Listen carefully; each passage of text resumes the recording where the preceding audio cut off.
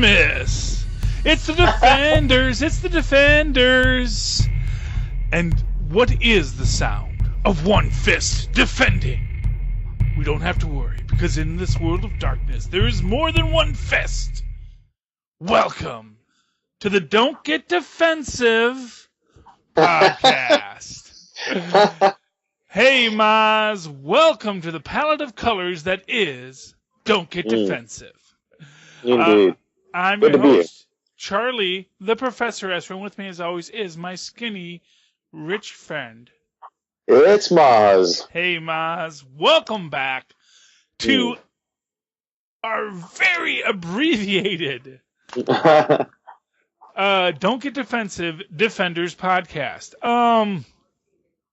You know, I said this when I was watching the series of unfortunate events Netflix show, that the most unfortunate event was that it only lasted 8 episodes.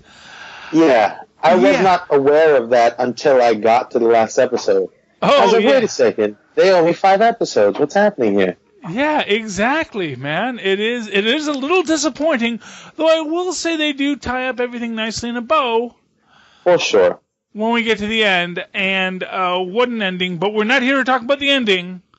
We're here to talk about the beginning. Now, this is a spoilers podcast, which means every so often, Mozz and I might drift in to what happens next, but we are going to try and focus on each episode as it is, where we were when we watched it, and what we thought about it, and maybe we'll say, and you know, when we really saw what it was, then that was a big surprise. That seems fair to me. That seems fair. Yeah, you know, we want to be fair, you know, and there may be some old fogies out there still watching this, you know. I only watch 1 episode a week because that's the way television was intended. Don't make me question God. So tonight's episode, The H Word. Matt Murdock, Jessica Jones, Luke Cage, and Danny Rand investigate criminals and fight injustice unaware their paths are about to cross. Directed by S.J. Clarkson, written by Douglas Petrie and Marco Ramirez. They are the only guys who got writing credits this time. We don't have a hardest working man in the show business yet, but I'm sure eventually we will. We'll have to see what happens. Of course, Charlie Cox, Kristen Ritter, Mike Coulter, and poor old Iron Fist didn't get into the first cut. Got to go to the full cast and crew to see who played Iron Fist. Yeah, poor Finn Jones. That's okay. We love him anyway. Well, I mean, I wouldn't go that far. Yeah. I was really happy, surprisingly happy to hate on him again. Get some more opportunities to hate on that character. Yeah. Well, you know, it's funny, you know, on the Capes and Lunatics podcast, of which, you know, the various Netflix shows, we are on both feeds, I think, the Capes and Lunatics, which I do with Lilith Hellfire, Philip Parrish, and Tyler Patrick. You know, we were discussing this, and we kind of came to the understanding that essentially The Defenders is Seinfeld with punching. And if you break it down, each character does relate to a main character. In Seinfeld, you have Iron Fist, who is essentially the Kramer. The guy no one necessarily wants there, but, you know, somehow he does bring a lot of interesting things. He always talks about crazy stuff, and has such an odd relationship with money because he just sort of falls backwards into it, doesn't really have to work for it, never has a real job, but he's the Iron Fist. And then, of course, you have Luke Cage, who is our Jerry. He is he's the guy who kind of is the most secure in his place in the world, knows who he is, knows what he wants, knows what he's doing, and kind of reacts to everyone else being crazy. You know, Jessica Jones is, of course, the Elaine. George. I don't know. I think she's the George. Well, no, we're going to get to the George in a minute. I'm going to explain why Daredevil is the George. But Jessica's the Elaine because, first off, Elaine and Jessica both had drinking problems. Jessica and Elaine both had severe familial discord, like on an excessive level. I feel like George had a lot of familial discord. Well, except that George's family was there. So George's familial discord was something that was always in the show that you saw. Whereas Jessica's familial discord, you got like one episode in which you actually met her father, and he's like this Ernest Hemingway type, but he's like very distant and absent in her life. Sort of in the way that Jessica's dead parents are kind of always absent in her life and are a defining characteristic. I feel like the orneriness, the always being pissed off at the world sentiment lives in Jessica pretty hard. Yes, but you know what? I think that Elaine also had that sort of attitude, that sort of negative view at all the idiots around her. Yeah. You know, and what I'll say about the reason why Daredevil is George is, first off, Daredevil very much is in conflict about his life, about his purpose, what is he supposed to do. He has a father figure that's always there, always taking him down, telling him how he's not really good enough. And most importantly, what I always felt, what I think is the real thing, is when we get to like the third or fourth episode, we get just the fact that that Daredevil is the one who is always worried about his worlds colliding. Right. He's very obsessed with this is this world and that is that world. I have to keep them separate. I want this world to be this thing and that world to be that thing. And Daredevil's the one whose worlds are always colliding. He also is always covering his head with it. George tried to hide his baldness. That's all I'm saying. You know, I can see it. Daredevil does not want to reveal who he is to the world. So that is our theory that that basically the Defenders is just Seinfeld, and of course, as in Seinfeld, the city of New York is a very central character and very much informs the story of the characters, that they are all ruled by their neighborhoods. And one of the things I think that is essential about this show is that what we really get as we enter into this is the collision of worlds.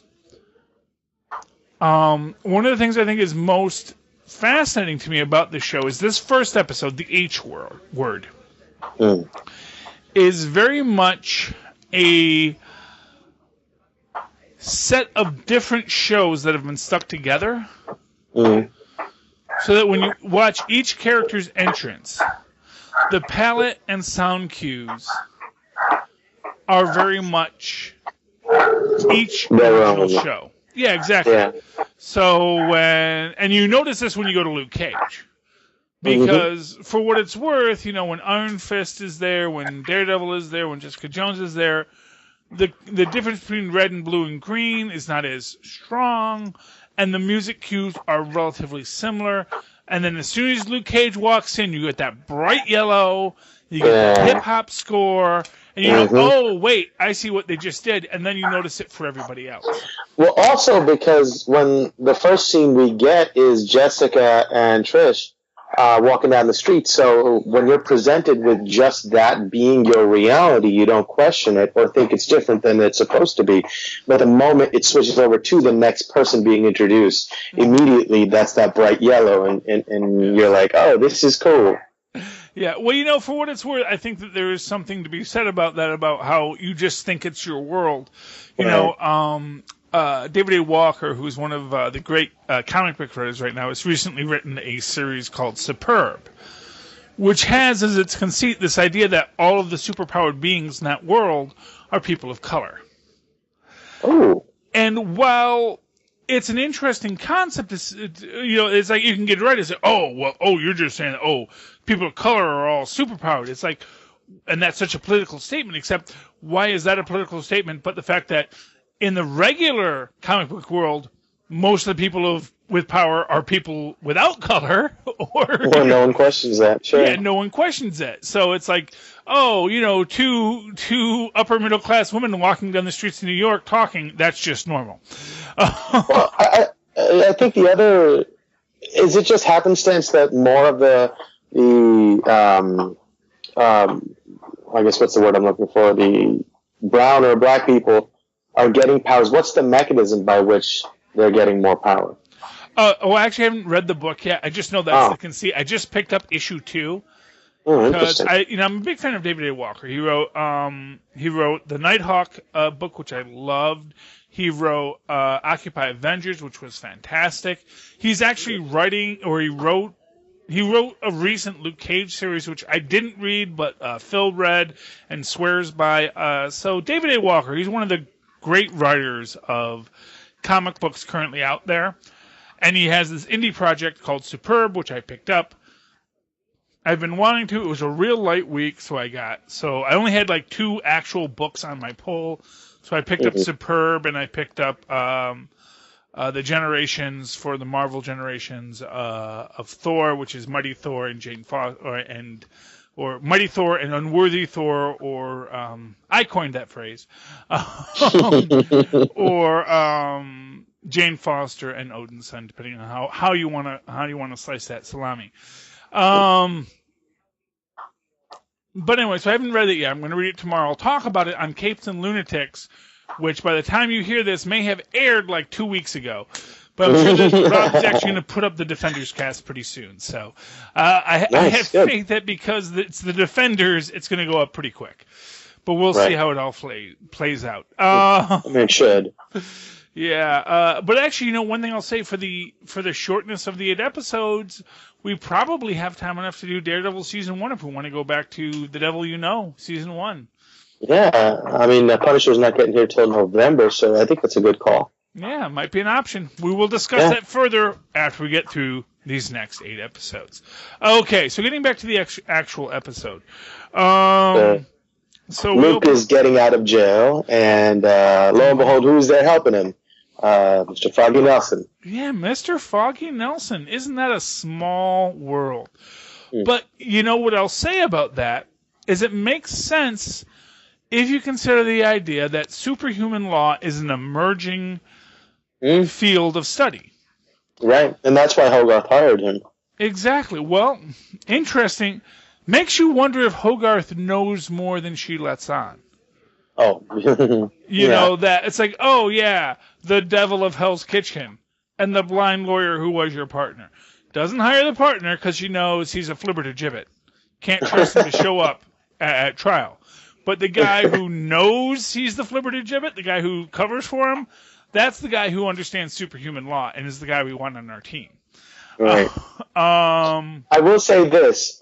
That whole, time with his long hair, I always thought it looked really dumb. But now that he cut it off, I'm like, damn, he should have not cut his hair.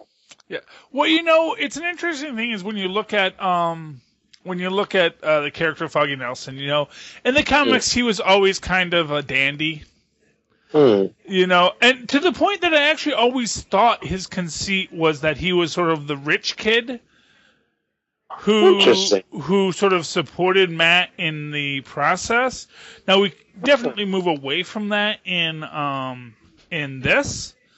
But I always felt that was kind of the conceit in the original, which was that he's the rich kid and he's the one who funds Nelson and Murdoch so that and Murdoch's the actual muscle behind it. But it's sort of what we got in this, which I think actually makes for a better story, is that they're both kind of blue collar lawyers, but that Foggy's the actual guy who tries to focus on it. Right, and you can't have, the actual superhero also be good at his other job. You know what I mean? He's got to have some sort of flaw, otherwise he's not a hero. Yeah, although to that extent, we actually see, and this is this interesting concept to me, and we get into it elsewhere in this series, but, Matt Murdock, when we see him in the opening here, he is winning a dramatic case for some poor kid who was poisoned by shoddy building materials that apparently caused some sort of neurological damage that made him lose his legs. Right. Now, do you know if they're hinting at him turning into somebody superhuman? I was thinking about that. I don't think so. I don't think so. No, I mean, just because, I forget his name. I think I Googled it right after I saw it, and no one cared. For what it's worth, David A. Walker recently brought back a character named Wheels Walensky, who is in a wheelchair, who later becomes a character that I call Mr. Fantastic, though no one else calls him that yet. Although they kind of hinted that that's what he should be called, because they called the van that he was in the Fantastic, and it's sort of this sentient robot van that becomes sort of a what do you call that thing where you're inside the robot that fights? A mech? A mech, yeah. It becomes like this giant mech, but it like starts out as his van, then turns into this mech, and Will Berlinski is the guy inside it. But it's a super sentient like kit. It's really cool. He's a cool character. Very much like a Transformer, Tristan. In fact, the other thing that I thought was interesting about the introduction to Matt we get is when he's in his apartment practicing his little speech. You see that he has a little Braille printer. I thought that was a really, really nice touch. Oh yeah, well of course because which actually it's an interesting thing with Matt Murdock. He can read print. They said back in the old comics, he can read print with his touch. Because his touch is so sensitive. He can just read the ink on the page. Can't read video screens yet. But, but they have him do Braille because it's a little more believable. It's a little harder to do the whole, he can read with his fingers there. The only problem is that Braille is a very heavy print. There was something someone had pointed out, which is that if you see the Book of Eli, that the Bible in Braille is actually like 14 volumes. So, so the book he has with him couldn't possibly be the whole Bible. It could only be like like the Book of Genesis or something. But anyway, but it is very cool. He has the Braille printer. And you can see him. And the point is to show that he's really working. And they make it nice. They give that little moment where he hears trouble outside, hears that, feels that twinge of panic to like he needs to respond. And then the cops show up there and they take care of it and he's relieved. But, he's still left with that little bit of tension and he doesn't know what to do with it. Yeah. And it is an issue for Matt Murdock because, of course, he's a man who can do something. But at the same time, you're faced with this question, does he need to do it? And one of the things I think about this show as an overarching theme is that these are all street-level heroes. Right. But it raises this interesting question, I think, is do you need street-level heroes?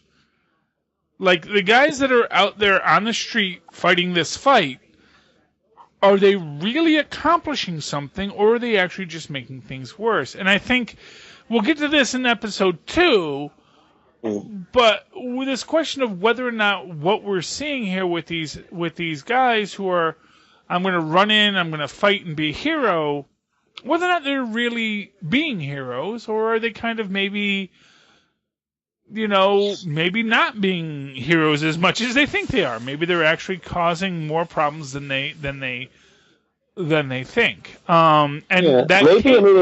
If you think about it, like if everything in life is cyclical, so must power be cyclical. Mm-hmm. If somebody else comes into power, they'll change the system, but they'll build it up where other people will be able to live in it. I don't think anybody ever wants to change the system to the point where everybody dies, right? So all they're doing is trying to change something, and if you're coming in there and having this sense of righteousness and wrecking it all, you're stopping the regular, normal flow of energy and of life and of power and of how people live, right? Yes, you're breaking the flow of chi.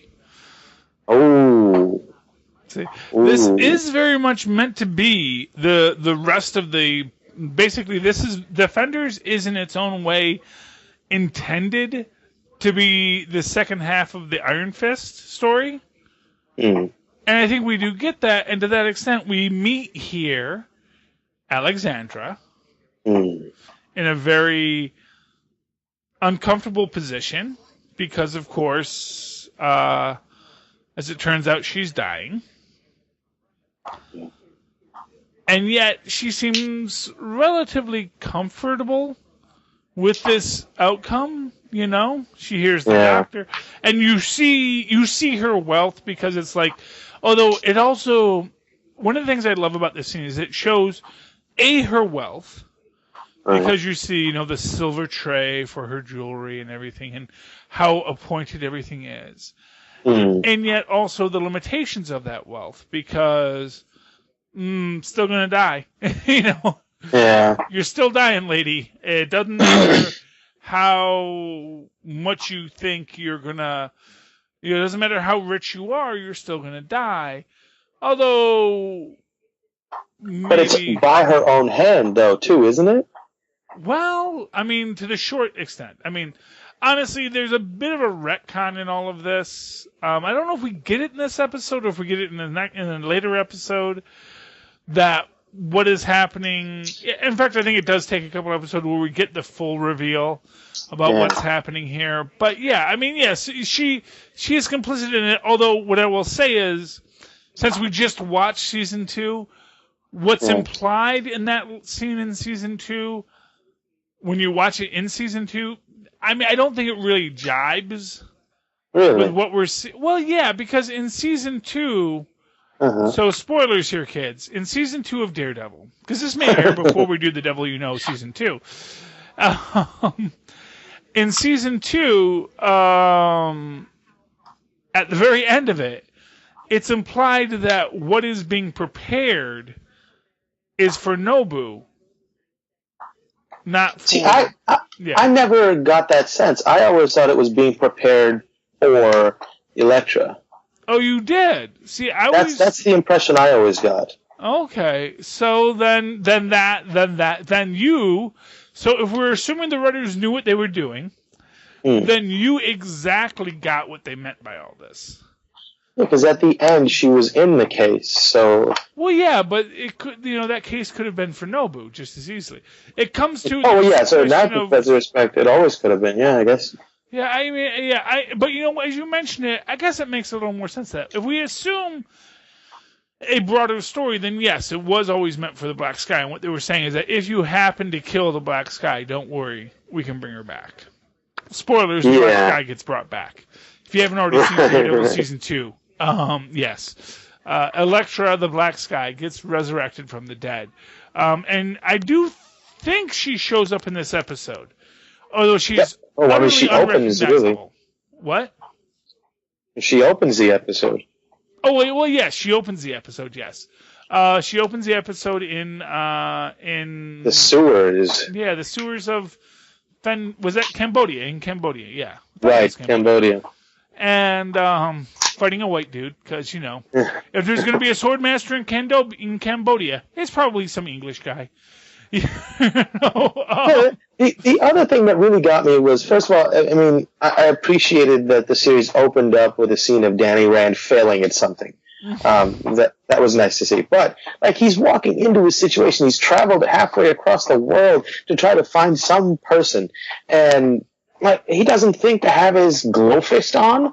You know what I mean? It takes him so long after she kills the dude he's there to find and protect. They're all right, let me get my glow hand on. And, yeah, well, not for nothing. The Iron Fist is, I mean, it does take out of him. Okay. The Iron Fist is his magic missile. And every wizard, when he walks into the darkness, wants to cast magic missile. Wants to go attack the darkness and cast magic missile. And the fact of the matter is, once you cast it, well, now you cast your magic missile. Now you're out of magic missile. So, okay, but even thinking about it from that perspective, if he was a football coach, he would not manage the game well. This is a guy who would forget to call timeout right before the half ends. Well, without a doubt, I mean, this is why Danny Rand is the Kramer. He's not a guy who thinks these things through. It winds up working out for him. That doesn't mean that he actually had a plan the whole time. It's like, oh, okay, well, you managed to survive that, as the guy from, what's it called? The Hangover says, but did you die? That doesn't die. He's managed to get through, so it's okay. Yeah. He's a guy that doesn't live by plans. He just lives in the moment. He doesn't ever have any plans, really. That's why he's the Kramer. Yeah. Wow. Yeah. He doesn't make plans. You know, he glides into your apartment unannounced. He says, "Listen to me, Luke. I got this thing we got to do. Got to go fight the hand." It's like, what? Why are we fighting the hand? Doesn't matter. Got to fight him. You know, I mean, this is the whole thing. This is the whole of the. And for what it's worth, that is the overarching idea, is that Danny Rand actually, in all of his craziness, knows what's going on. He actually knows, oh, this is going to happen, and this is going to happen, we're going to have to do this, and this is who we have to fight. And these are all the things that are going to play out over the arcs. But, of course, a lot of this is also to give Danny Rand his own arc. It's about him coming to accept that even though he is the Iron Fist, he needs help. And I do got to touch on this. How weirded out were you by the Madame Gao Alexandra scenes? Yeah, the first time when she comes and sits next to her, I was like, whoa, wait a second, because they present Alexandra as this frail, older woman that's sort of like getting ready to die. She needs to get her affairs in order or something. And then Madame Gao, who's like this ultra supreme powerful, being, and she's like cowering in front of her or begging. Man, it was interesting. Yeah, I mean, you almost felt bad for poor old Madame Gao there. Yeah. For what it's worth, you didn't feel nearly as bad when she was facing Bakuto in Iron Fist, because when she was facing Bakuto, you always felt like, oh, Bakuto's the junior partner here. Bakuto's just too big for his britches, and and Gao is just like, yeah, okay, just shoot your load, dude, and then I'm going to destroy you. So a quick question here. Mm-hmm. So now the story is that over the centuries, the five of them have been taking on new bodies over the centuries, right? No, some of them have. No, it's not new body. It's all the same bodies. So Alexandra has been that body for however long she's been alive. Gao has had that body for supposedly centuries, correct? Presumably so. I mean, I guess maybe there's some youthening and aging that goes on. I mean, we're getting into spoilers territory here, but yeah, a little bit. But I think maybe it's worth talking about a little bit. Because Bakuto is so much younger than So what is the explanation for that? Well, if I'm going to give you an honest explanation, sure. Alexandra and Gao aren't worried about the girlishness, whereas the others are very concerned about how they appear, because the others are, because of their masculine nature, they feel their power must be on display. Right. Whereas, and that's why they're nowhere near actual power. Well, exactly. I mean, if you really want to call a shelter having an entrenching tool, they are the ones that are always rushing in.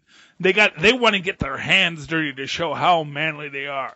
Meanwhile, Gao and Alexandra are happy to sit back and say, "Go right ahead, Suatu. Go right ahead, Bakuto. Go right ahead, other guy who likes to fight bears. Go right ahead and get your hands dirty. And when hands get cut off, it won't be ours. We may go to jail for a few decades, as you do.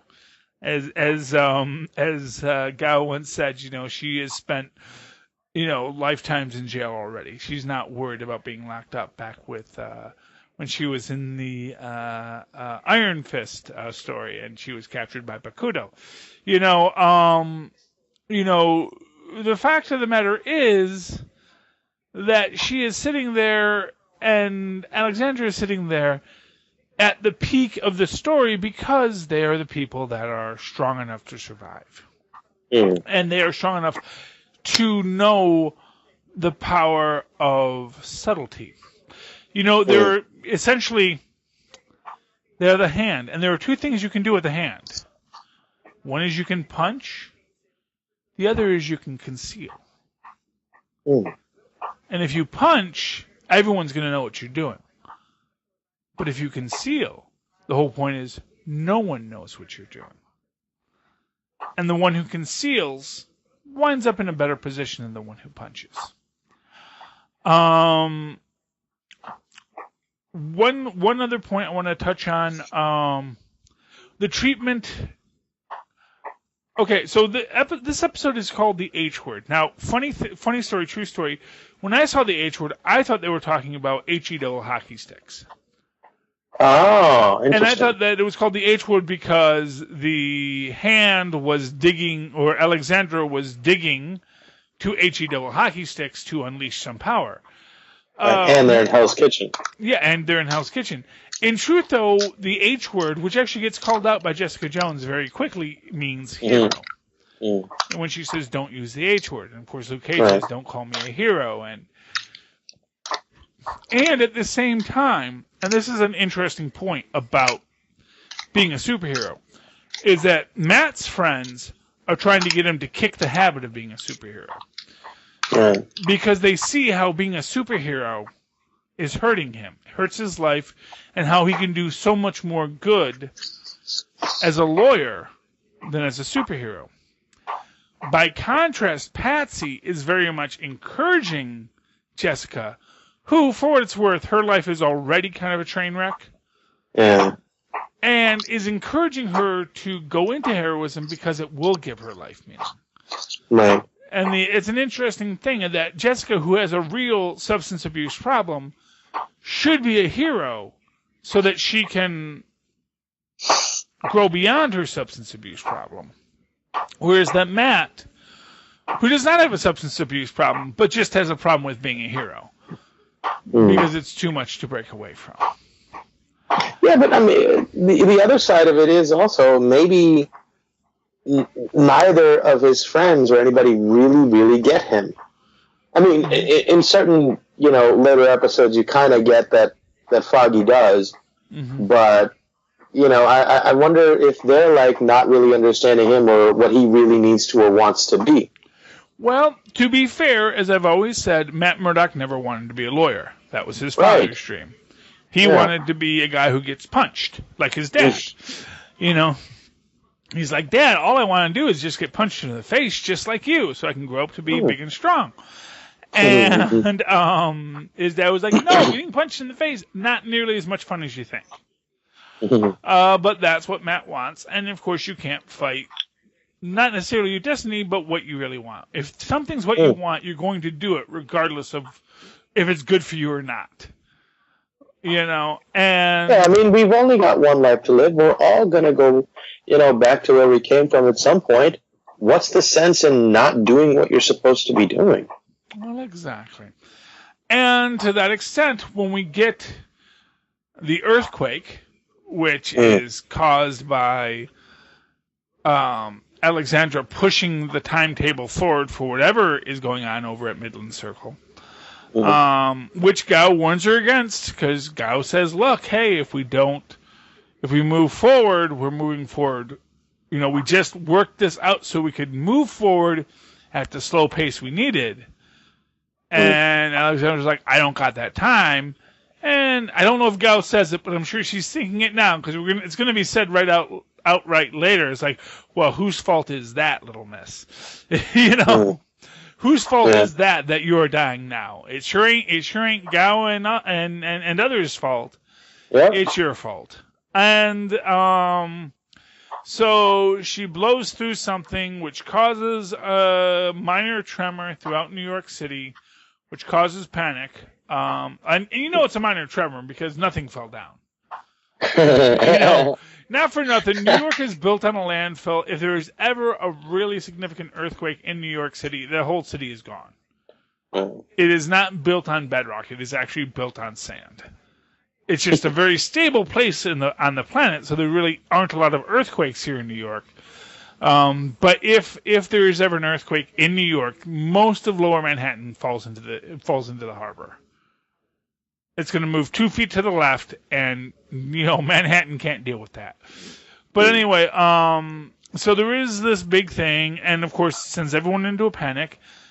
And Matt hears the sound of people in trouble and knows no one's going to be there to help him. Right. And that is where we leave off this episode. Any final thoughts tonight, Mozz? Yeah, I think the other important thing to mention also is what happens between Matt and Karen. Mm-hmm. The first we get introduced is right at the beginning when he walks out of winning his court case and Karen's there. And it's interesting, they're very distant from each other. It definitely seems like they haven't seen each other for a while. And then when they meet back up at the coffee shop, they're sitting together and he's still lying to her. The whole point of the end of last season was he told her, and now, maybe he can have something real. And now, again, he's just lying to her. And at first I was like, okay, you know what, just be open. Like, the people that care about you should understand who you really are, and yada, yada, yada. But the more the episode progressed, I got the sense that they really didn't want him to be doing this. And it's like, okay, that's just an untenable situation again, Well, you know what? It is very much a parallel between Tony Stark and Pepper Potts. Oh. Because you'll remember at the end of Iron Man 3, Pepper Potts basically tells him, it's either me or Iron Man. And, when we get to Age of Ultron, he's like, oh, no, Pepper couldn't be here. She's just so busy, yada, yada, yada. But when we get to Civil War, he basically breaks down and says, no, she said it's her or the suit, and I chose the suit. And that's why Pepper's not here. Yeah. It's a little bit undone in Homecoming, but I guess they worked through their problems, Yeah. And maybe that's what we can expect for Karen and Daredevil, although, not for nothing, the end of the series kind of suggests a weird place to go from there. But that's something we'll get to at the end of the series, and we're 7 episodes away from that. One last thing I want to mention is we get an interesting... speaking of going to a coffee shop, Luke does get coffee again. Oh, right, indeed. And you realize that of the 4 main protagonist females, Luke has had relationships with 3. Right. People always talk about Claire Temple, having relationships with, blah, blah, blah. But, Luke is really the one that's getting all around. And then you throw Misty on top of that, too. Yeah, who did Claire have a relationship? Because I know, Phil was saying... almost had something with Matt Murdock and Daredevil. Almost. Yeah, almost. But not really, yeah. Well, that's my thing. It's like, Mozz, for all the women I've almost had a relationship with, trust me, I might as well be Foggy Nelson on that record, Right, Foggy's almost had a relationship with Karen, and like, oh, hey, we like each other. Yeah. And let's leave it at that. But yeah, so Luke is with all 3 women in this series, and the only 2 he hasn't had a relationship with are Gao and Alexandra. Although, we'll see where that leads in the next couple episodes. Yeah. Don't want to spoil it, but yeah, there's always possibilities. It's surprisingly small, very little cattiness between the 3 of them. Well, what I'll say is, at least from Claire and Misty's point of view, is Misty kind of like had literally a one-night stand. Right. That's so true. She was like, "Hey, look, I've been there. It's nice. I'm not going to say it's not nice, and I'm not going to say I wouldn't be happy to participate again. But I will say that I'm not going to fault you for where you are, Right, and that's the truth of that. Not going to fault you. I get you. And I don't think that I don't think anyone else has a whole thing with, I don't think anyone else really has a conversation with Jessica on this subject. Although Claire Claire knows. Right. That's what I'll say is Claire knows everybody that Luke has been with, and for what it's worth, maybe she's like, cool, yeah, he's been with the superpowered and the tough gal, but you know what? You know what he was waiting for? Right. Little old me. Yeah, nobody's immune to that fantasy. Exactly. So anyway, Mozz, if folks would like to reach out to you and talk to you about, if people would like to get defensive with you, Mozz, where can they find you? They can email me at mozzmanzor@gmail.com or find me on Facebook under Mozz Manzor. That's MOZZMANZOOR. And, of course, you can always write to me in that old-fashioned email way, the way our Mozz and Pause once said, at superconnectivityblog@gmail.com. That's superconnectivityblog, all one word, @gmail.com. And, of course, follow me on the Twitters as I live tweet Agents of S.H.I.E.L.D. pretty soon, as well as probably Legends of Tomorrow. It'll come back. And, hey, that Inhumans thing that might not be as horrible as everyone says. And Charlie Esser. That's CHARLIEESSER. Look for the 2 E's in the middle for quality. All right, folks. That is the end of the Don't Get Defensive podcast. But remember, if you must get defensive,